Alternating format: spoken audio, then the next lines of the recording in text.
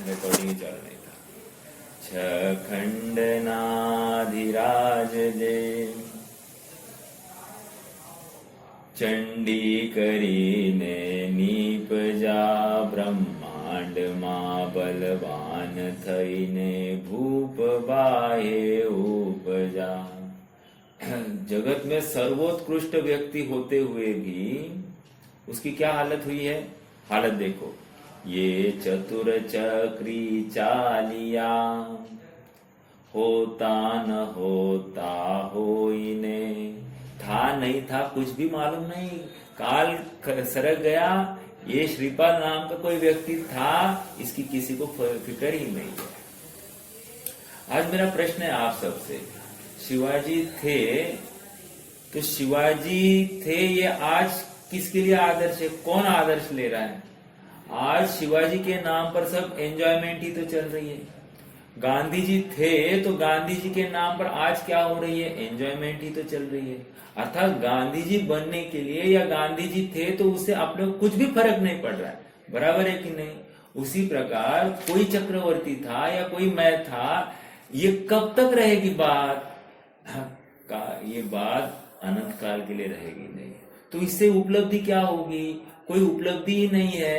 उपलब्धि नहीं है तो फिर अब मैं नाम के लिए जीऊं, मैं कुछ क्रेडिट करने के लिए या फिर मैं कुछ हासिल करने के लिए जीऊं, ये बातें कहाँ से आई? साहब आप बहुत नेगेटिव बातें करते हो। This is all negativeness. आप कुछ पॉजिटिव बातें करो। नहीं, ये पॉजिटिविटी है, जिनागम की पॉजिटिविटी है। तू आत्मा है ये नक्की कर, सुख अंदर से आता है ये नक्की कर। प्रत्येक वस्तु द्रव्य गुण पर्यात्मक होती है ये नक्की कर।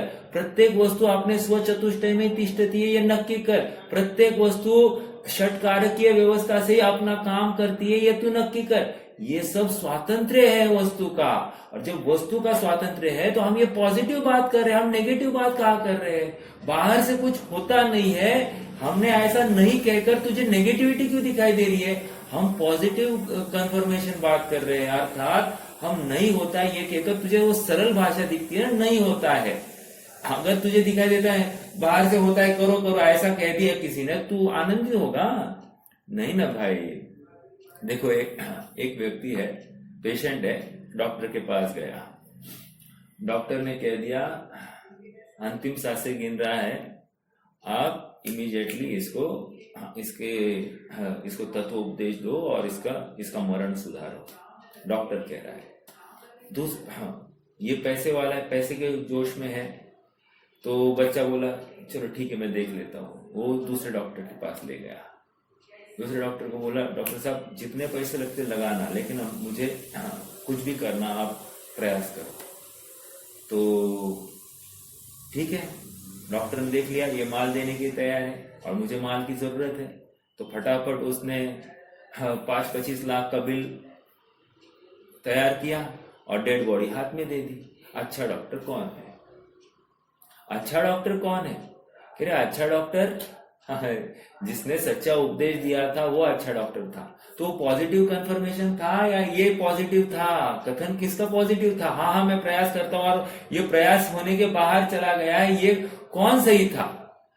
देखो दुनिया को वही जीव अच्छा लगता है जो हाँ में हाँ भरता है, जो नहीं कहता है, नहीं सुनने की हमको आदत नहीं है। ऐसा ये हमारी कमी है और इस पे से हम सामने वाले की कमी को आंकते हैं। हमारी कमी को हम देखते नहीं है और सामने वाले में कमी है ऐसा नक्की करते हैं। यही भ्रम जीव हर जगह पर खड़ा कर रहा है। हाँ, कोई कहता है जैन धर्म नास्तिकतावादी है, जबकि नास्तिकता नहीं है, आस्तिक है। आस्तिक है, नास्तिक मतलब क्या? वे ईश्वर को नहीं मानते ऐसा कहते हैं। अरे हम स्वयं ईश्वर है ऐसा हम मानते, तो नास्तिकता कहाँ आ गई? ये तो ईश्वरवाद हम भी स्वीकार कर रहे हैं। हाँ, और ईश्वर अवस्था में प्रकट हो सकता है ऐसा भी मानते हैं। तो इसमें नास्तिकता है ही नहीं। लेकिन तुम हमारे कथनों को गलत रूप से लोगे और डिंडोरा पीटते फिरोगे, तो इसमें हम क्या कर सकते हैं? हमको तो तुम्हारी करुणा ही आती है और कुछ नहीं, क्योंकि तुम भटकने वाले हो ये तो नक्की है।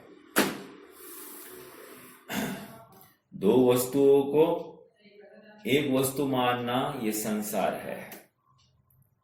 दो वस्तु को भिन्न भिन्न दो वस्तु मानना मोक्ष मार्ग है, और दो वस्तु पृथक पृथक हो जाना ये मोक्ष है। क्या कही? तीन बातें कही।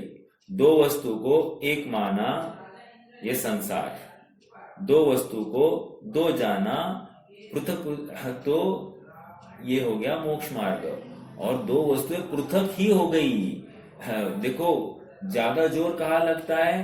दो वस्तुएं मिली हुई है तब ज्यादा जोर लगता है। जब भिन्न ही हो गई है उसमें जोर लगाने की बात नहीं है, हालांकि वहां पर भी जोर लगता है, बट कहने की बात हाँ तोड़ने में ज्यादा दम लगता है। मान लो मुझे आपका मन तोड़ने का भाव नहीं है, तो क्या है, मैं अपने मन को मारकर मैं कठोर बातें नहीं करूंगा। समझ में आ रहा है क्या? तो तोड़ने के लिए मैं हिचकिचाता हूं, लेकिन एक बार तोड़ दिया उसके बाद मैं जोड़ने का प्रयास करूंगा नहीं। टूट गया सो टूट गया, अब मैं जोड़ने का बिल्कुल प्रयास नहीं करूंगा। उल्टा मैं कैसे सही था इसका ही निर्णय करता रहूंगा। ये तो लौकिक बातें हैं। मुझे तो इतना ही कहना है, दो वस्तुओं का पृथक पृथक हो जाना यही मोक्ष है।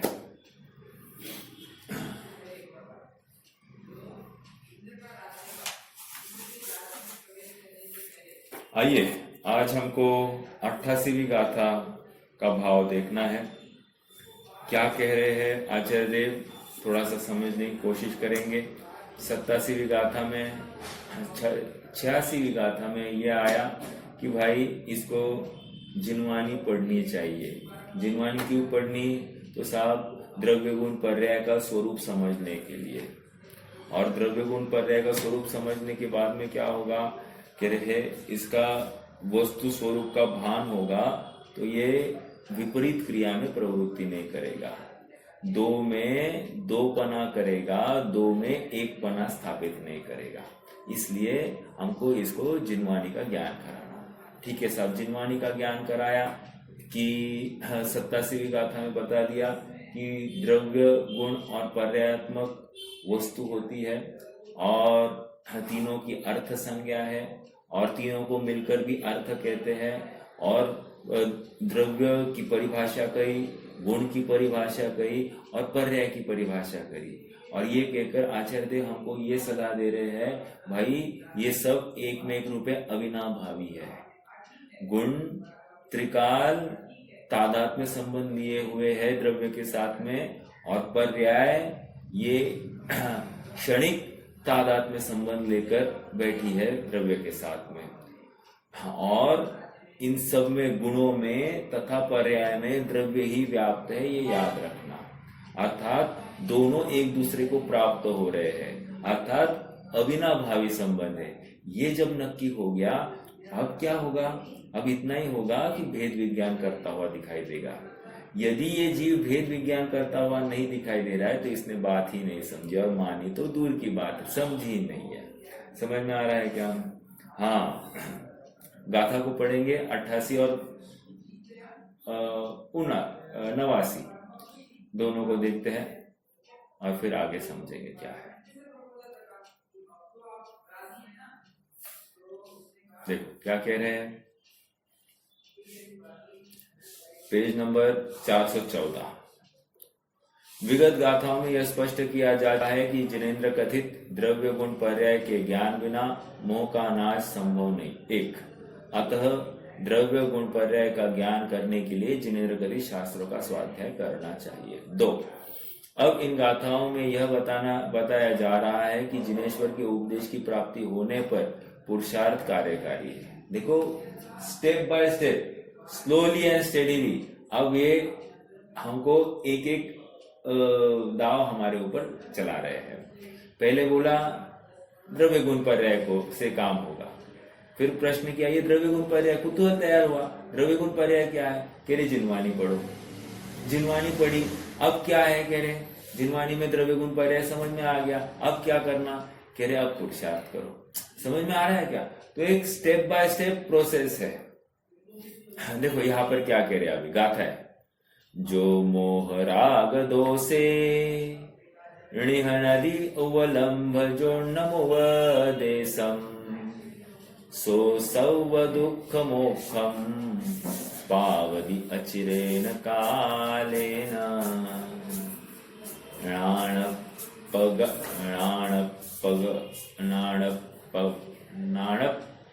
नाणपगमपाणम, हाँ ऐसा पढ़ना, नाणपगमपाणम परम च दौवत्तणा हि संबंधम जान दिजदि निच्छेदो जो सो मोहक्षयं कुणली। हिंदी। जिन देव का उपदेश यह जो हने मोह रुक्षोभ को, वह बहुत थोड़े काल में ही सब दुखों को से मुक्त हो। जो जानता ज्ञानात्मक निज रूप अर पर द्रव्य को, वह नियम से ही क्षय करे दृग मोह एवं क्षोभ को। दोनों का भाव लगभग सरल और समान ही है। क्षोभ का नाश कैसे किया जा रहा है, मतलब अब चिन्ह बता रहे हैं। चिन्ह बता रहे हैं मतलब क्या, हमको मैच करना है अपने परिणामों को। अपने परिणाम यहाँ पर 88-89 गाथा में बताया अनुसार हो रहे हैं तो समझ लेना अपना मोह का क्षय हो गया है। यदि नहीं हो रहा है तो समझ लेना मोह बरकरार है और मेरी संसार अवस्था भी चल रही है। देखो, जो मोह राग दोषे ऋणिह नदी उवलम्भ जोन्नमुवदेशम्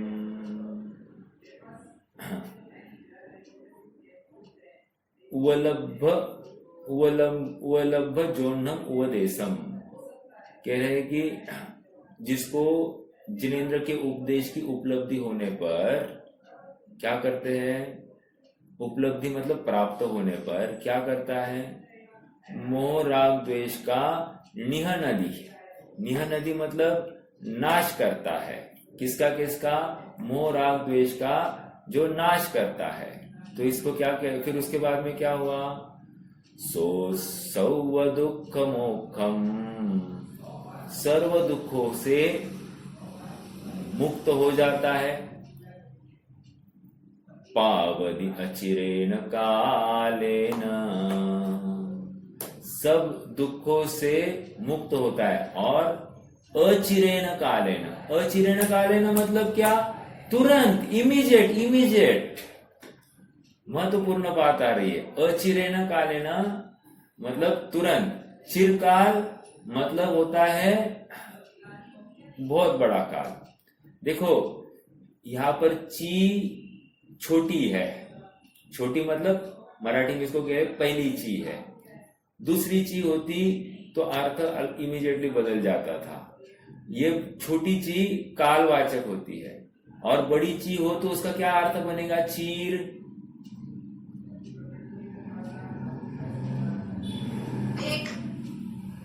भेद।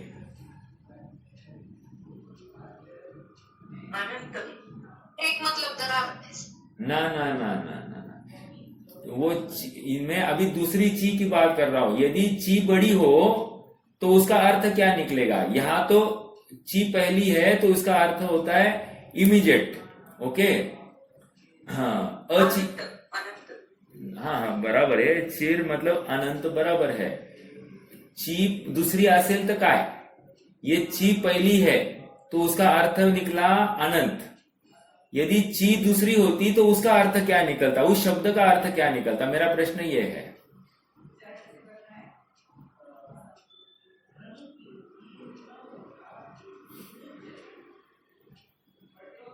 देखो एक शब्द आता है ना, द्रौपदी प्रति चिर बढ़ायो, वहां पर चीर देख लेना, वो ची कौन सा है, हाँ कपड़ा, राइट।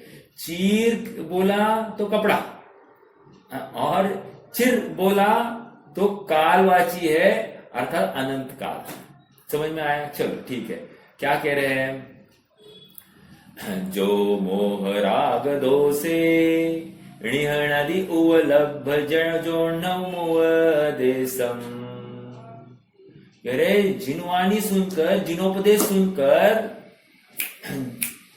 जिसने मोह राग द्वेष को नाश कर दिया, सो सौव दुख मोक्षम पावदि अचिरेन कालेन। सब काम कब होगा इसका? मोक्ष की प्राप्ति कब होगी? अब भी इसी समय में, इमीडिएट काम हो जाएगा। क्या गारंटी दे रहे देखो ना। मेरा प्रश्न है आप सबसे, अभी मोक्ष हो सकता है या नहीं, या मोक्ष की प्राप्ति हो सकती है या नहीं? चलो सीधा प्रश्न, मोक्ष की प्राप्ति हो सकती है या नहीं? मुझे मालूम है आप लोग क्या आंसर देने वाले, लेकिन मैं अन्य प्रकार से आंसर अपेक्षित रखता हूं। दृष्टि मोक्ष हो जाएगा। दृष्टि मोक्ष हो जाएगा। चलो द्रव्य मोक्ष हो सकता है कि नहीं हो सकता है? यहाँ से तो नहीं होगा, अन्य क्षेत्र से होगा, विदेश क्षेत्र वगैरह। देखो यहाँ पर ये कह रहे, ये गाथा हमको ये कह रही है कि काल बाधक नहीं है। ओ हो, क्या कह रहे हैं? काल बाधक नहीं है। क्या कहा? स्वयं को मुक्त अनुभव है इस समय। बिल्कुल सही है। नहीं, बट इवन देन अभी भी अभिप्राय में आपके कहने में यह आ रहा है कि पंचम काल है ना, तो मुक्त नहीं होगा। आप यहाँ पर काल लाओ मत, ये विधि है, इस विधि से काम होगा कि नहीं होगा, प्रश्न इतना ही है। जो मोह राग द्वेष का नाश करता है उसका वो मोक्ष को प्राप्त होता है, ये इतना सही मेरा, और इमीडिएटली मोक्ष को प्राप्त होता है, इतनी सी बात है। कर सकता है कि नहीं कर सकता है? बिल्कुल कर सकता है। आज हमारे जहन में, हमारी विचार में ये पंचम काल है, हमने जिनवाणी में सुन रखा है कि पंचम काल में पुरुषार्थ मुक्ति नहीं होती है, तो फिर हम वैसा प्रयास ही नहीं कर रहे हैं। समझ में आ रहा है? स्त्री पर्याय मुक्ति होती ही नहीं है, तो वैसा प्रयास हो ही नहीं रहा है। समझ में आ गया? इसका मतलब मैं ये नहीं कह रहा हूं कि इमीडिएटली वो प्रयास करो तो कोई बुरी बात नहीं है, लेकिन जीव मोक्ष के योग्य प्रयास करता नहीं है, इसलिए मुक्ति नहीं हो रही, ये सच्ची बात है। और फिर भगवान ने देखा कि पंचम काल का जीव ऐसा पुरुषार्थ नहीं करेगा, इसलिए भगवान ने कह दिया कि पांचवें काल में मुक्ति नहीं होती है। समझ में आ रहा है? अर्थात वो जो पुरुषार्थ चाहिए वो पुरुषार्थ नहीं होगा। तो आप कहोगे सब पुरुषार्थ नहीं होगा ना, तो ये काल का दोष हुआ ना? नहीं, काल का दोष नहीं, उपादान का दोष है। काल दोष कुछ नहीं है। जिनवाणी में आता है काल दोष से बहुत पुरुषार्थहीन जीव हुए, ऐसा बोलते हैं। समझना है काल दोष, काल का कोई दोष नहीं है। वर्तमान में अभी जीवों के पुरुषार्थ नहीं पाया जाता है, तो फिर उपचार से काल के ऊपर ऐसा आरोप आता है। समझ में आ रहा है क्या? मुझे तो निष्कर्ष इतना ही कहना है कि मुक्त होने के लिए कोई काल बाधक नहीं है। थोड़ा सा दूसरा एंगल दूं मैं आपको। मान लो विदेश क्षेत्र का कोई जीव है, उसको कोई देव उसको यहाँ पर भरत क्षेत्र में डाल दे, तो उसको मुक्ति होगी कि नहीं होगी? आज के डेट में उसको मुक्ति होगी कि नहीं होगी? यहाँ तो पंचम काल चल रहा है, लेकिन विदेश क्षेत्र के जीव को उठाकर यहाँ पर डाल दिया जाए तो वो मुक्त होगा कि नहीं होगा? श्रेणी आरोहण कर रहा है, हो सकता है, बराबर है कि नहीं? बिल्कुल। तो इसका मतलब क्या हुआ कि काल बाधक नहीं है। काल बाधक नहीं है ना, वो तो पुरुषार्थ ही साधक कारण है और कुछ भी नहीं है। अर्थात जैसी वस्तु है वैसा निर्णय करना इतना ही अपने हाथ में है, और ऐसा ही वस्तु स्वरूप है। और ये निर्णय जो करता है ना, वो एकदम दृढ़ हो जाता है, उसकी बाहर से सुख दुख की कल्पना छूट जाती है, उससे बाहर से अब वो स्वयं को अलिप्त कर लेता है और सब कुछ अंदर में देखने लगता है, अपना सर्वस्व अंदर में जब दिखाई देता है तो उसको अब बाहर की वांछा नहीं रही, अर्थात उसके मोह का क्षय हो जाता है। ऐसा तीव्र उग्र पुरुषार्थ हमें जिस समय होगा उस समय मुक्ति है, उस समय मुक्ति है, ये गाथा कह रही है। और इसको पहली लाइन में इतना ही बोल दिया, जिनोपदेश से ये काम होगा,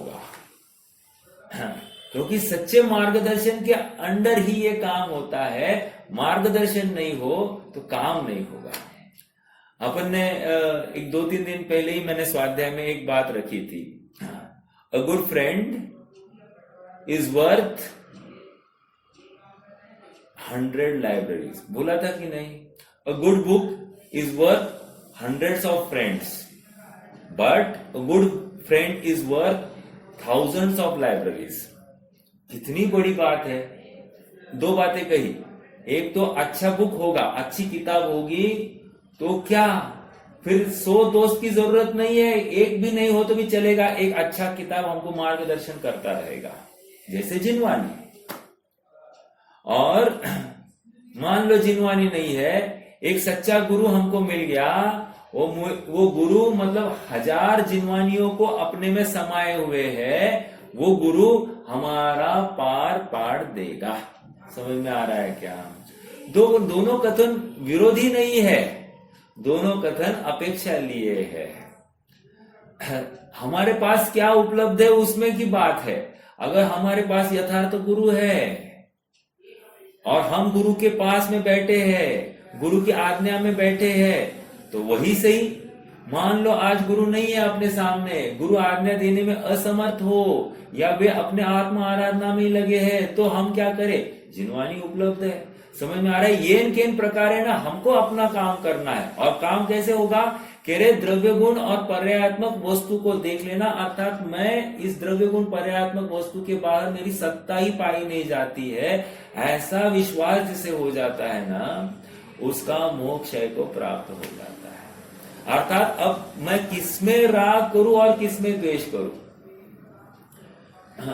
ध्यानत राय जी को किसी ने पूछा, साहब क्या बात है, कोई आपकी बहुत स्तुति करता हुआ दिखाई देता है और कोई आपकी निंदा करता हुआ दिखाई देता है, ऐसा क्यों?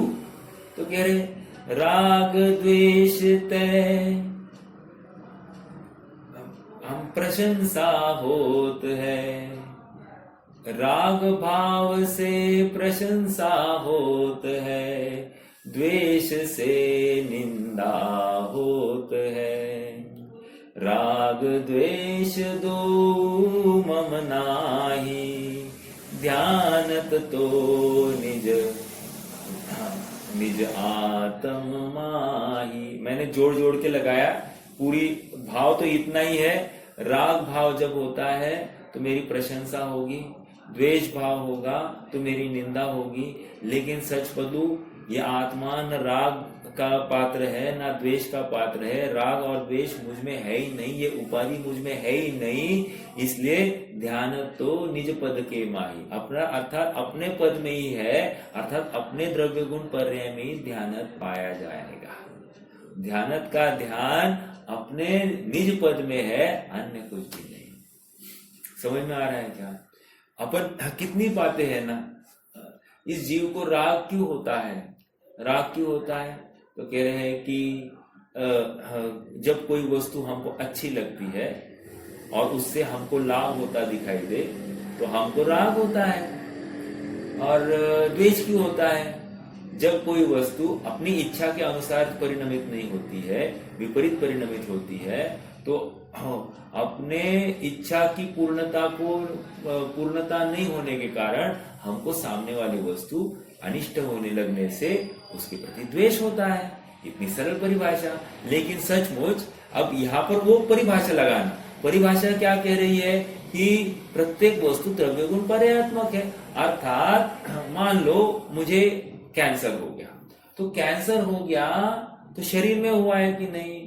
तो ये अब यदि मुझे शरीर के प्रति अपनत्व है या शरीर स्वस्थ हो ऐसी मेरी कल्पना है, अपेक्षा है, तो फिर ये कैंसर के प्रति मुझे द्वेष होगा, अर्थात शरीर में अपनत्व हुए बिना मेरा उस कैंसर के प्रति द्वेष नहीं होगा। अर्थात मेरी इच्छा के अनुसार परिणाम या परिणति इस शरीर की नहीं हो रही है, इसलिए मैं दुखी है।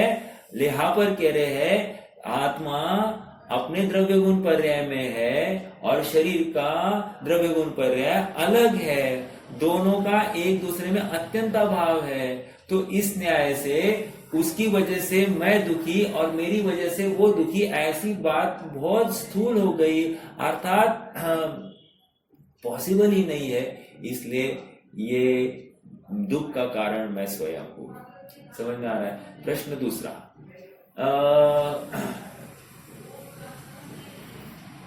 आत्मा मुक्त होता है या मुक्त है? प्रश्न थोड़ा सा गंभीरता से, आत्मा मुक्त होता है या मुक्त है? ये कोई भी आंसर देना तो उसका कारण साथ में होना है, क्योंकि आपने अपेक्षा ही है, स्याद्वाद में जिनवानी है तो अपेक्षा लेकर ही कथन होगा।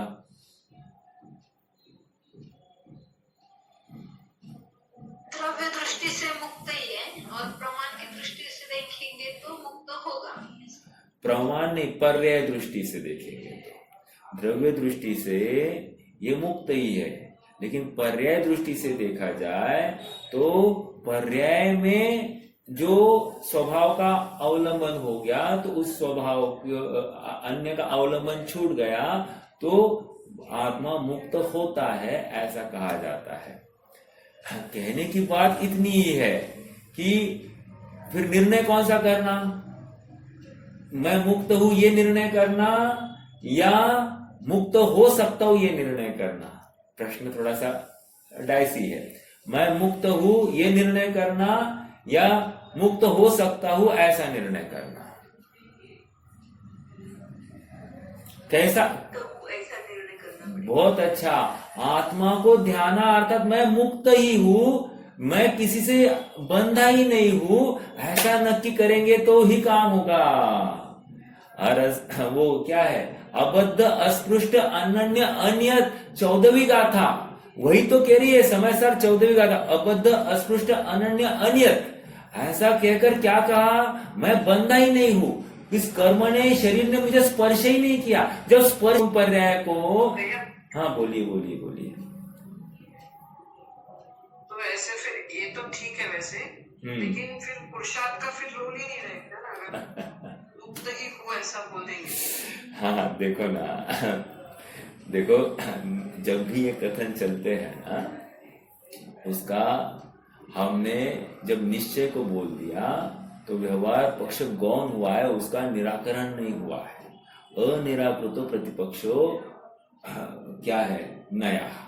नए क्या किसको कहते हैं? हमने प्रतिपक्ष का निराकरण नहीं किया है, अर्थात उसको उखाड़ के फेंका नहीं है, वो है, वो गौण है अभी, लेकिन इस दृष्टि से हमारा काम होने वाला है।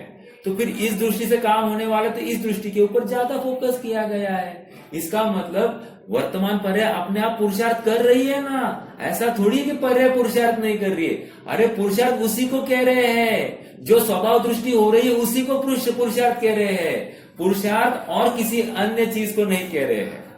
समझ में आ रहा है क्या? जिसने ये स्वीकार किया ना, स्वभाव का आश्रय से ही या मुक्त स्वभाव ही हूं, ऐसा नक्की किया, यही सच्चा पुरुषार्थ है। आप समझ रहे हैं मेरी बात को?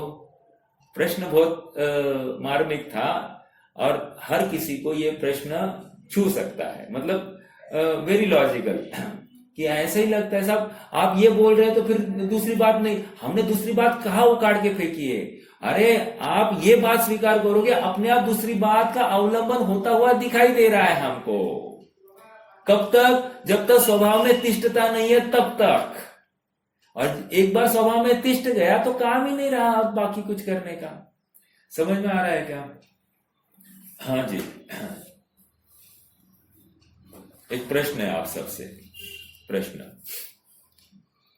मैंने स्वप्न में मुझे कैंसर हुआ है ऐसा देखा, तो उस कैंसर के अभाव करने का उपाय क्या है?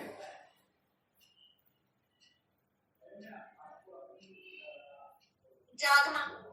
बस खत्म हो गई कि नहीं बात? वैसे ही मैं अनादि की मोह निद्रा में सोया हुआ हूं। मैं इस मोह निद्रा में सोया हूं कि पर वस्तु से मुझे सुख होता है, पर वस्तु से दुख होता है, ये है तो मैं सुखी, ये नहीं तो मैं दुखी, इसके ये होता तो अच्छा, ये है तो बुरा। ऐसा जो मेरे भावनाएं या मेरे टॉक्सिक इमोशंस चल रहे हैं, दिन रात चल रहे हैं, उससे हो क्या रहा है? मैं मोह निद्रा में सो रहा हूं। अभी फिर ये मोह निद्रा, ये इसमें से फिर मैं कब बाहर निकलूंगा, अर्थात इस रोग से मैं बाहर कब निकलूंगा? तो कह रहे जिस दिन मेरी मोह निद्रा का अभाव हो जाएगा, उस दिन मैं मुक्ति को प्राप्त हो जाऊंगा। एक तोता है, तोता। तोता कैसे पकड़ा जाता है मालूम है आपको? तो कह रहे कि तोते को ना एक जंगल में एक पेड़ पर ना ऐसी एक लकड़ी रखी जाती है। तोता उसको टहनी समझकर उसके ऊपर बैठ जाता है, और जैसे ही वो तोता बैठ जाता है, उसमें ऐसी व्यवस्था होती है कि वो बराबर लकड़ी घूम जाती है। घूम गई तो तोता ऐसा नीचे की तरफ है। अब तोते को क्या लग रहा है कि इस लकड़ी ने मुझे पकड़ रखा है, इसलिए मैं उड़ नहीं सकता हूं। क्या है देखो धारणा, इस लकड़ी ने मुझे पकड़ रखा है इसलिए मैं उड़ नहीं सकता हूं। और जब तक ये धारणा है तब तक ये दुखी होने वाला है, अर्थात बंधन में पड़ने वाला। उसी प्रकार इस काल की वजह से मैं बंधन में हूं। आज जिनेश्वर भगवान नहीं है इसलिए मैं बंधन में हूं। आज अनुकूल संयोग नहीं है इसलिए मैं बंधन में हूं। ये जो धारणा ये जीव बना रहा है, यही तो इसका अपराध है, यही तो इसका मोह है। अर्थात ये अन्य किसी की बात नहीं चल रही है, ये जिनवानी के भक्तों की बात चल रही है। जो जिनवानी पढ़ रहा है ना, उनकी बात कर रहा हूं मैं। और की बात तो साथ ले ही रहा हूं, लेकिन अभी जो बात हो गई, ये सब जिनवानी पढ़ने वालों के भ्रम है। ये पंचम काल है, स्त्री पर्याय है, असहनहीन है, ये सब बातें आज जो चल रही है, ये अपने में कमी देख रहा है। अर्थात पर से अपना काम होने की तो कल्पना है।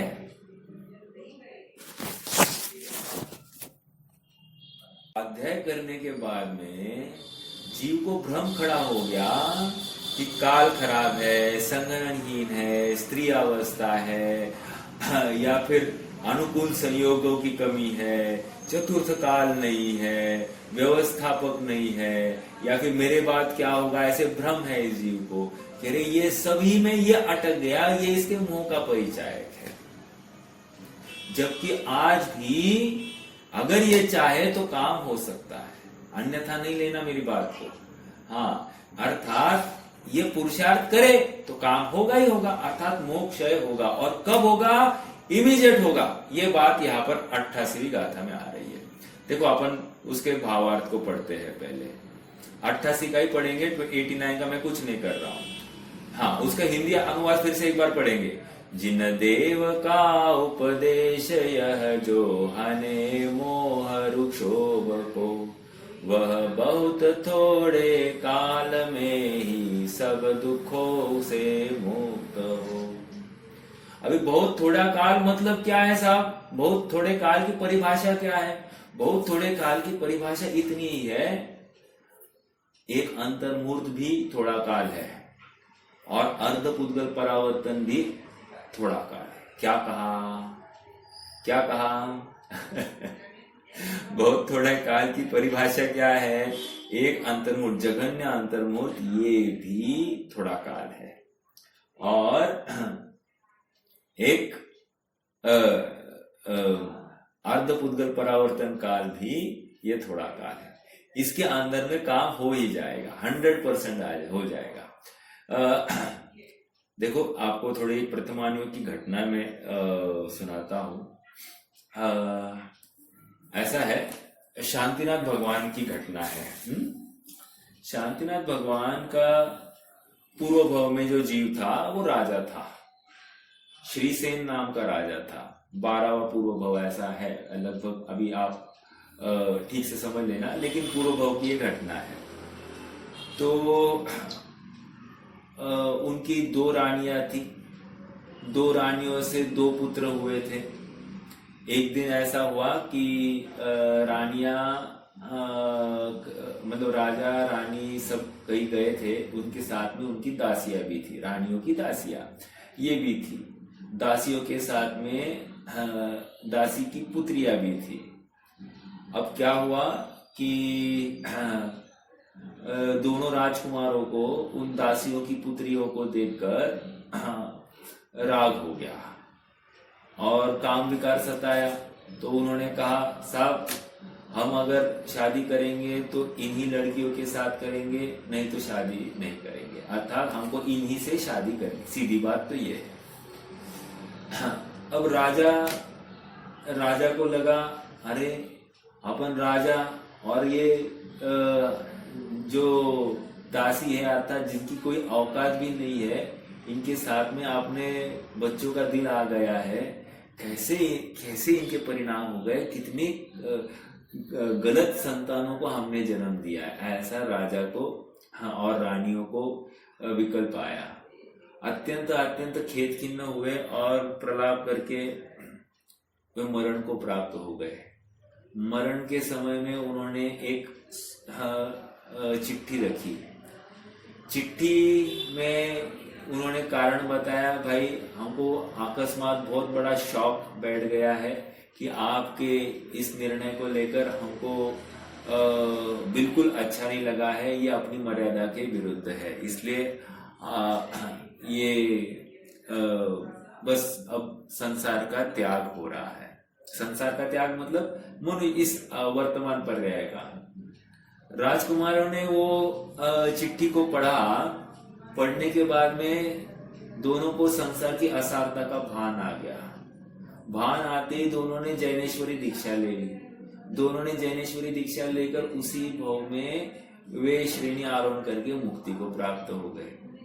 अब देखो आपसे प्रश्न है कि भाव किसका खराब दिखाई दे रहा था और अच्छा भाव किसका दिखाई दे रहा था, मतलब परिणाम किसके अच्छे दिखाई दे रहे थे। दिख रहा है कि वो राजा के परिणाम अच्छे थे और खराब परिणाम राजकुमारों के। मोक्ष में कौन गए? राजकुमार गए। और मालूम है श्रीसेन राजा अर्थात शांतिनाथ का पूर्व भव 12 भव भटके है वे, 12 भव, उसके बाद में 12वें भव में वे मुक्ति को प्राप्त हो गए और उनके वे पुत्र उसी भव में मुक्ति को प्राप्त हो गए। प्रश्न इतना ही है कि हम कौन से परिणाम, ये शिक्षा क्या दे रही है? शिक्षा क्या है इसमें से ये शिक्षा है कि हमको जो लगता है कि अपने परिणाम अच्छे हैं और सामने वाले के परिणाम बुरे हैं, ऐसा नहीं है। अपने परिणाम अच्छे कब होंगे? जो आत्म सम्मुख है वही परिणाम अच्छे हैं। आत्मा के बाहर है वे परिणाम अच्छे हो ही नहीं सकते। उसको चरणानियोग कहता होगा अच्छा, कोई विरोध नहीं। प्रथमानियोग उसको अच्छा कहता होगा, कोई विरोध नहीं है। लेकिन जब आत्मानुभव की बात चलती है, मोक्ष की बात चलती है, शाश्वत सुख की बात चलती है, तो द्रव्यानुयोग की मुख्यता लिए ही सारे कथन चलते हैं। समझ में आ रहा है क्या? फिर चरणानुयोग को भी उड़ाया जाता है, व्यवहार को भी यत्किंचित जगह नहीं दी जाएगी। मात्र एक द्रव्यानुयोग के निश्चयात्मक कथन की वैल्यू होगी। समझ में आ रहा है? और सुनो, उस निश्चयात्मक कथन की ही वैल्यू नहीं है, उस निश्चयात्मक कथन का भी लोप होने वाला है और तभी जाकर स्वरूप में स्थिरता होने वाली है। समझ में आ रहा है क्या? निष्कर्ष इतना ही है कि हम कौन से परिणामों को अच्छा कह रहे हैं। समझ में आ रहा है क्या? कृष्ण ने शंभु कुमार को राज्य दिया 8 दिन के लिए। 8 दिन में इतनी त्राही मची, इतना सब बर्बादी कर दी उसने राज्य पाकर कि अनेकों माँ बहनों की उसने इज्जतों को लूट लिया और सबके ऊपर अति प्रसंग आ गया। और इतना होते हुए भी श्री कृष्ण मात्र देखते रहे।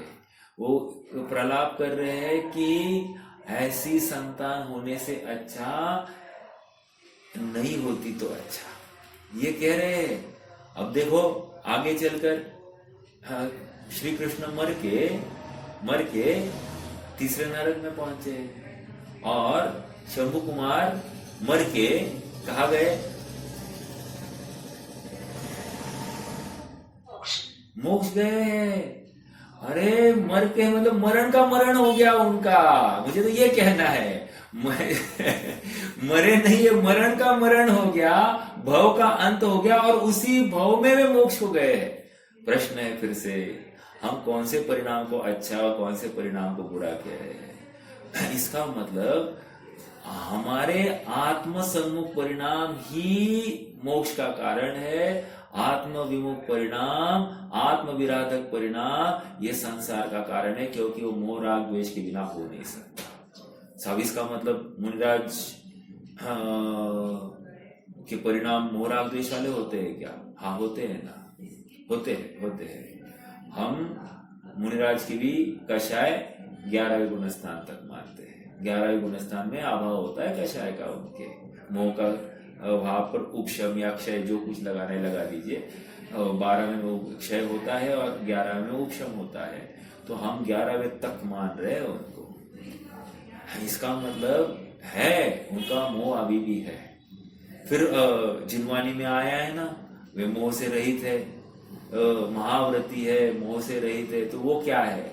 वो चरणानी और सापेक्ष कथन है। हम कर्णानी योग सापेक्ष कथन करेंगे तो कर्णानी योग की ताकत ज्यादा है। कर्णानी योग चरणानी योग के कथन को उड़ा रहता है। समझ में आ रहा है क्या?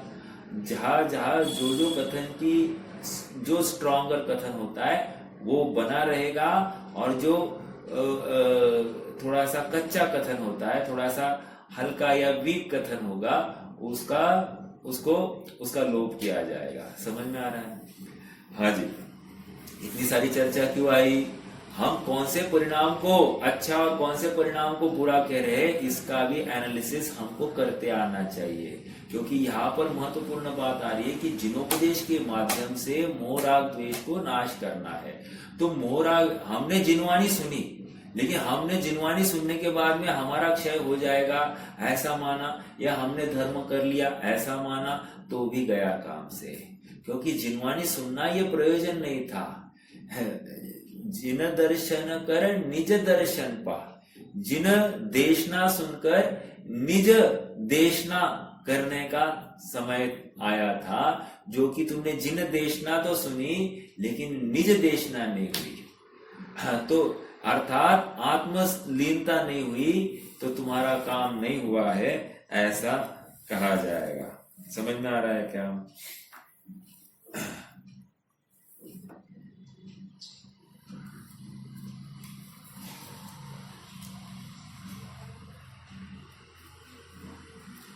चलिए,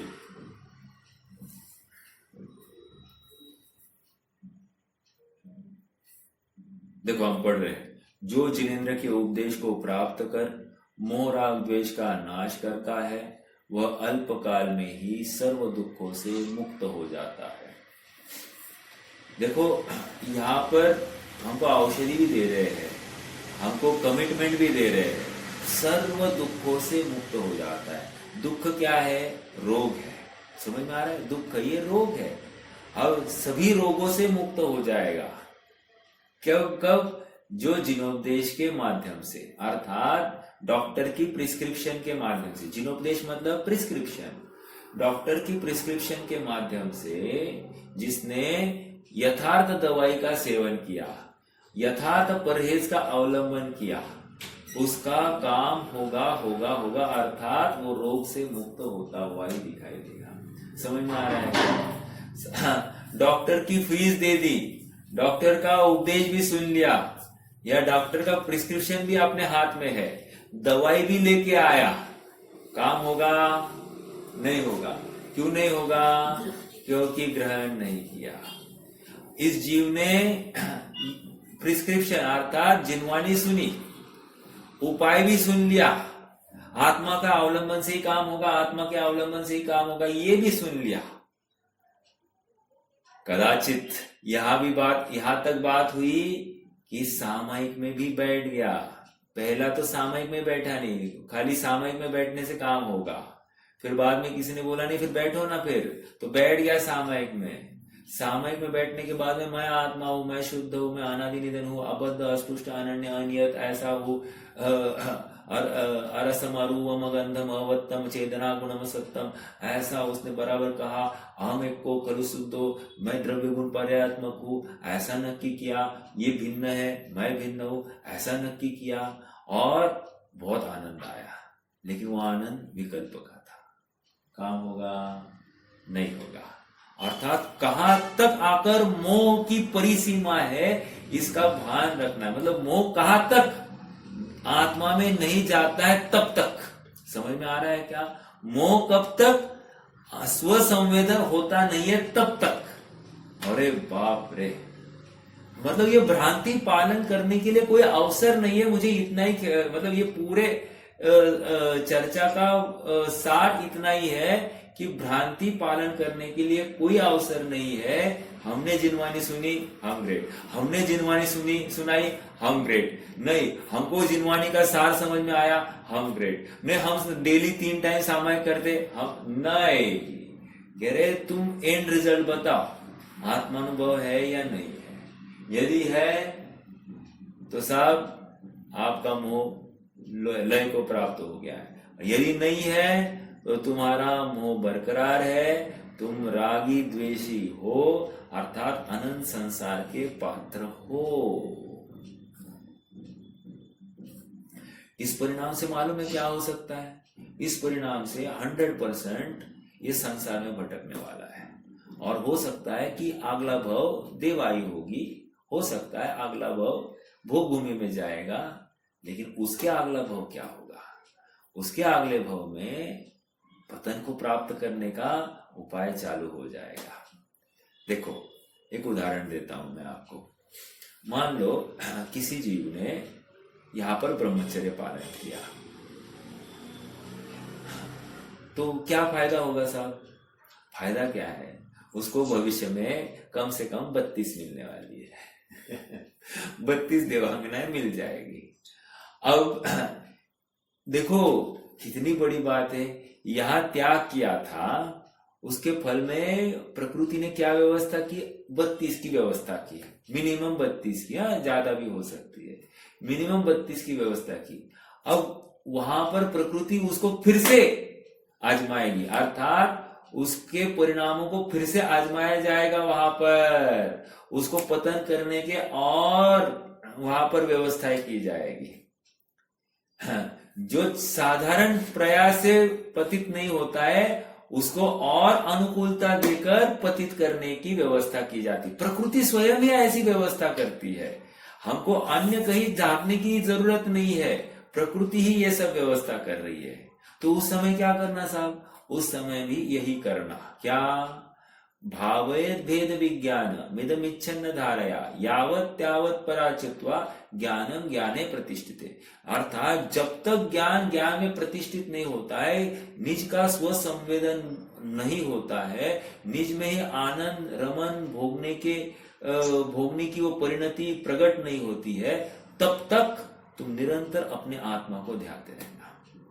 मेरा प्रश्न है, ऐसा काम करने के लिए मुझे दिन भर में कितनी बार आत्मा के बारे में सोचना पड़ेगा? प्रत्येक समय में। कितने समय के लिए मुझे आत्मा के बारे में सोचना पड़ेगा? प्रत्येक समय में, अर्थात 24 घंटे हमारे पास में है। 24 घंटे में से 24 घंटे मुझे आत्मा के बारे में सोचना पड़ेगा।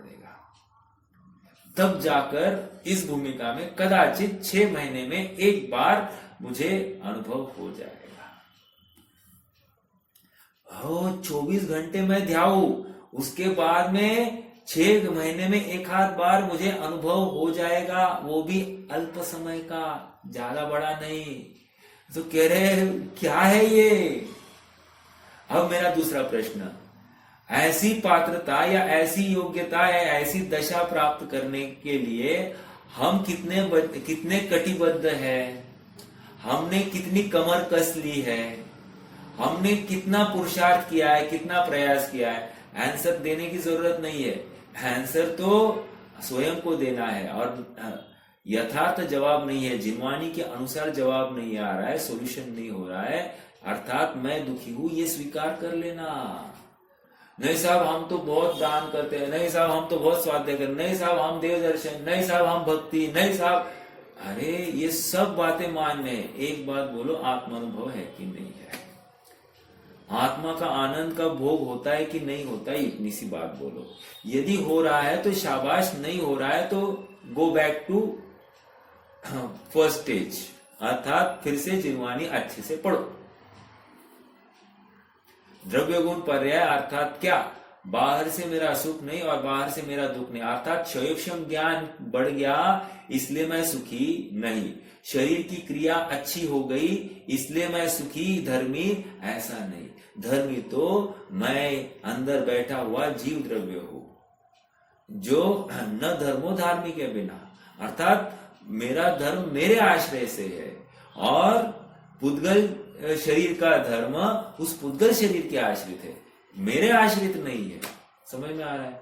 ये ऐसा तत्वभान जिस जीव को होता है वही जीव सुखी होने के लिए समर्थ है। अनादि काल से इस मिथ्यात्व को मैंने पोषण किया है, इस मदिरा को मैंने संजोए रखा है। ये मदिरा जितनी पुरानी होती जा रही है ना, उतनी वो मादकता बढ़ती जा रही है, और जितनी मादकता बढ़ती जाती है ना, उतनी नशा चढ़ती है। अब हमको नक्की करना है कि नशा उतारने का उपाय क्या है। इन प्राप्त अनुकूलताओं में गाफिल होना ये उपाय है, या थोड़ी बहुत क्रियाकलाप कर कर संतुष्ट हो जाना ये उपाय है, या फिर कमर कस के कटिबद्ध होकर तत्परता से अपना काम करना चाहिए।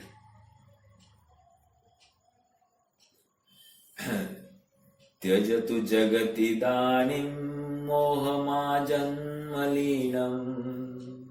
रसयतु रसिकानां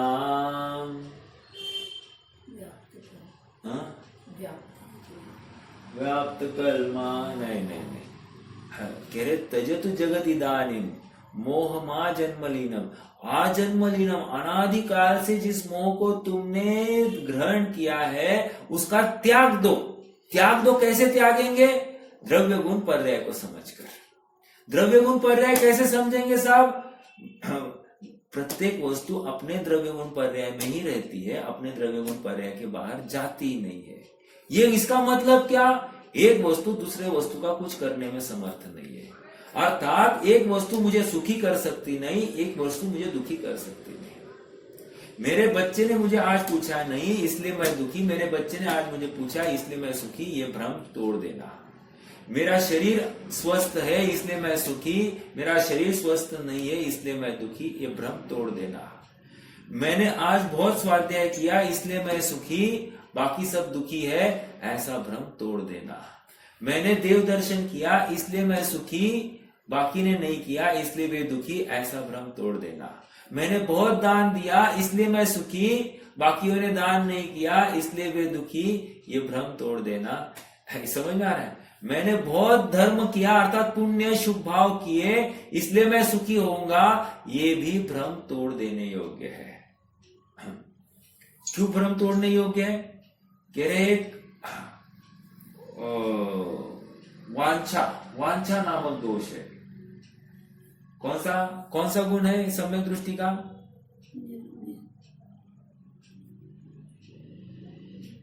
दूसरा अंग निकांक्षित, कांक्षा नहीं होना, और ये बराबर शुभ भाव करके ये मान रहा है कि ये मुझे भविष्य में अनुकूलता होगी।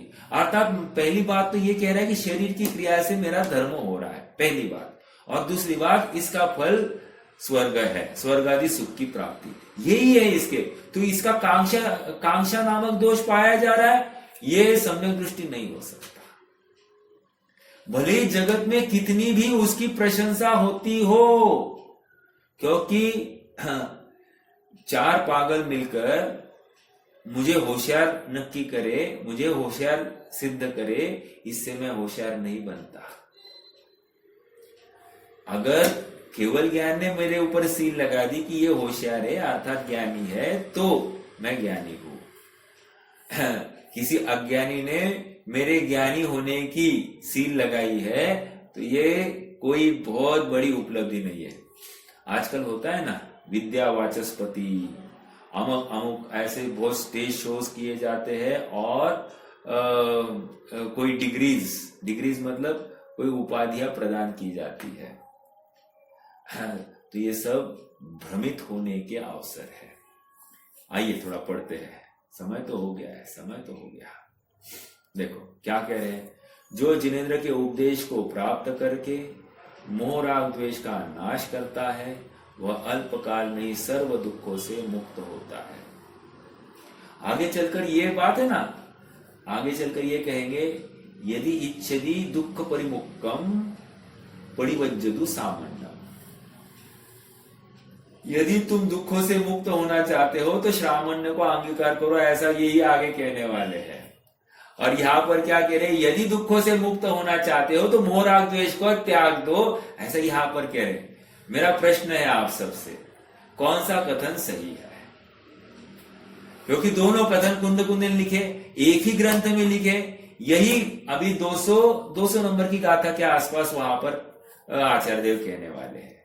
और यहां पर यह अपनी कौन सी 87 नंबर की गाथा, 88 नंबर की गाथा, यहां पर कह रहे हैं, यदि दुखों से मुक्त होना चाहते हो और इमीडिएट दुख से मुक्त होना चाहते हो तो क्या करो, मोह राग द्वेष का त्याग करो। अब वहां पर कह रहे हैं, यदि तुम दुखों से मुक्त होना चाहते हो तो श्रामण्यों का अंगीकार करो। अब दोनों का आपको एनालिसिस करना है, कौन सा सही है कौन सा गलत है।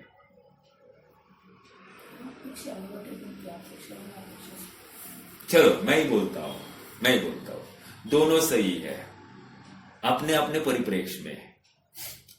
जैसे पहले कथन तो डायरेक्ट है, मोह राग द्वेष का अभाव करना था आत्मा में लीन होना। मोह राग द्वेष का अभाव करना, वो भी करना। देखो और एक बात, मोह राग द्वेष मुझ में है ही नहीं, ये नक्की करेगा वो ही मोह राग द्वेष का अभाव कर पाएगा। देखो क्रोध का नाश करने के लिए क्या करना, क्रोध के प्रति क्रोध नहीं करना, मैं क्षमा स्वभावी हूं ऐसा नक्की करना। क्रोध, मैंने क्रोध क्यों किया, ऐसा करके फिर से क्रोधित होकर कोई उपलब्धि नहीं है ना। समझ में आ रहा है क्या? मैंने राग क्यों किया, अरे ऐसा राग और लोभ करके तुम्हारा काम नहीं होगा। मैं अराग स्वभावी हूं ऐसा नक्की करने से तुम्हारा काम होगा। ठीक है, तो पहला पॉइंट, मोह राग द्वेष का अभाव करना मतलब मुझ में मोह राग द्वेष है ही नहीं ऐसा नक्की करना है। वस्तु में स्वभाव का भान नहीं हुआ है, पर से ही अपना होना माना है, यही इसकी भूल है। और इस भूल को लेकर इसको संसार में परिभ्रमण, ये दंड मिल रहा है। पहली बात। दूसरा कथन ये था, यदि इच्छति दुख परिमुक्तम, अर्थात दुखों से परिमुक्त होना चाहते हो तो क्या करना, परिवज्जतु सामान्यम। हाँ, तुम अपने सामान्य को अंगीकार करो। मेरा प्रश्न है, निश्चय सामान्य और व्यवहार सामान्य क्या है?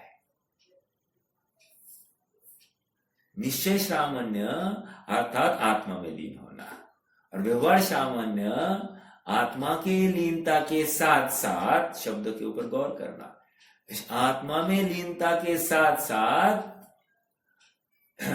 वहां पर यथा योग्य 28 मूल गुणों का पालन। समझ में आ रहा है क्या? तो इसलिए मैंने कहा अपने अपने दायरे में, अपेक्षाओं में दोनों कथन सही है। अपेक्षा सब हमारे ज्ञान में होनी चाहिए। वहां सामान्य को अंगीकार करो मतलब क्या, शरीर के क्रिया को अंगीकार करो ये नहीं कह रहे हैं। आत्मा की अनुभूति की तीव्रता इतनी बढ़ गई कि अपने आप मुझे बाहर में ताकने झांकने का अवसर ही नहीं दिखता। समझ में आ रहा है क्या? मुझे अपने में अपनी प्रभुता दिखाई दे रही है। अपनी प्रभुता जिसको स्वीकार हो गई है उसको बाहर में अब किसी की पड़ी नहीं है। फिर मैं छेदा जाऊं, भेदा जाऊं, मुझे कैंसर हो जाए, टीबी हो जाए, मुझे कोरोना हो जाए, मुझे डायबिटीज हो जाए, कुछ भी हो जाए, ये सब शरीर में हो रहा है, मुझ में कुछ होने वाला नहीं। ऐसा दृढ़ विश्वास जिसे है ना, वो आगे बढ़ रहा है। हाँ, थोड़े से बाल खत्म हो गए तो आकुल चित्त होते हैं, बाल सफेद होने लग गया तो आकुल चित्त होता है, शरीर पे झुर्रियां आने लग गई तो आकुल चित्त होता है, शरीर में प्राण या शक्ति कम हो गई तो आकुल चित्त होगा, और उसको लगता है कि मेरी आकुल मतलब मैं ही कमजोर हो गया हूँ। दुबला हो जाए तो इसको लगता है कि मैं ही कमजोर हो गया हूँ, मोटा हो जाए तो लगता है कि मैं ही मोटा हो गया हूँ। कितनी भ्रांतियां पाल रहा है, इसको ही खबर नहीं है। और यहाँ पर कह रहे तेरे में कुछ भी कमी नहीं है, तो इन सबसे पृथक अखंड अविनाशी अबद्ध अस्पृष्ट ऐसा वस्तु है, पर ने तुझे स्पर्श ही नहीं किया, पर ने तुझे बंधन में डाला ही नहीं है, तू अबद्ध स्वभावी अस्पर्श स्वभावी है, ऐसा हे जीव तू नक्की कर। समय हो गया अपना, आप सबके लिए होमवर्क है। होमवर्क ये है, करना है। हाँ, सुखी होना चाहते तो होमवर्क करना पड़ेगा, एनालिसिस जरूरी है। होमवर्क ये है कि प्रश्न ही भूल गया, एक मिनट।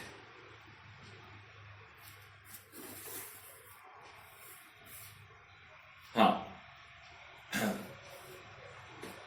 तत्प्रति प्रीति चित्तेन येन वार्तापि हि श्रुता निश्चितं स भवेद् भव्यो भावी निर्वाण भाजनम। ओके, मुझे प्रीति चित्त का अर्थ करना है। क्या करना है? प्रीति चित्त का अर्थ करना है। प्रथमानियोग अपेक्षा, चरणानियोग अपेक्षा, द्रव्यानियोग अपेक्षा। समझ रहे क्या? प्रीति चित्त का अर्थ प्रथमानियोग, चरणानियोग और द्रव्यानियोग अपेक्षा। और ये दिन भर चिंतन में लगाना कल, और क्या सॉल्यूशन आता है आप मुझे बताना, एग्जाम्पल्स लगाना सब जगह पर कि प्रीति चित्त का अर्थ क्या किया होगा आचार्य देव ने, और तभी जाकर फिर नक्की करेंगे अपन कि भव्य कैसे हो सकता है। समझ में आ रहा है क्या? भव्य होने के पैरामीटर्स 3 अपेक्षा से कसने हैं। हमको एक मात्र हमने चरणानियोग की अपेक्षा जिनवानी सुन ली, हमको विद्वान ने बोल दिया तुम भव्य हो। हमने 8 मूल गुणों का अंगीकार कर दिया, किसी ने बोल दिया तुम भव्य हो। हमने शास्त्राभ्यास कर दिया, किसी ने हमको बोल दिया तुम भव्य हो। पंचम काल में ये कोई करता नहीं इसलिए तुम भव्य हो, ऐसा हमारे माथे पर एक भ्रम डाल दिया। समझ में आ रहा है क्या? मैंने आपको एग्जाम्पल्स दिए, आप स्वतंत्रता से चिंतन करना, मनन करना, और मैं आशा रखता हूं कि आप मुझे कोई ना कोई सॉल्यूशन देना। ठीक है, सॉल्यूशन देना मतलब क्या कि विचारधारा कैसे बदलती है, क्या अपने को अपनी गलती मिल रही है, और मिल रही है तो अब मैंने कुछ चेंज किया है अपनी विचारधारा में, ये हमको लगाना है, और इससे ही अपना काम होगा। देखो, इसी को हम अनुप्रेक्षा कहते हैं, इसी को 12 भावना कह रहे हैं। 12 भावना मतलब वो 12 भावनाओं के नाम पढ़ना और उसके छंद गाना, दिस इज नॉट 12 भावना रे बाबा, दैट इज व्यवहार 12 भावना, निश्चय 12 भावना जो मैं कह रहा हूं वो है। इससे ज्यादा दम है, उससे ज्यादा पुण्य भी होगा। ओके, हाँ, ज्यादा धंधा भी अच्छा होगा और इसका फल भी अच्छा मिलेगा, दमदार फल मिलेगा। ठीक है, गरिष्ठ फल मिलेगा। चलो, कोई प्रश्न होगा तो रख सकते हैं, नहीं तो जिनवाणी स्तुति।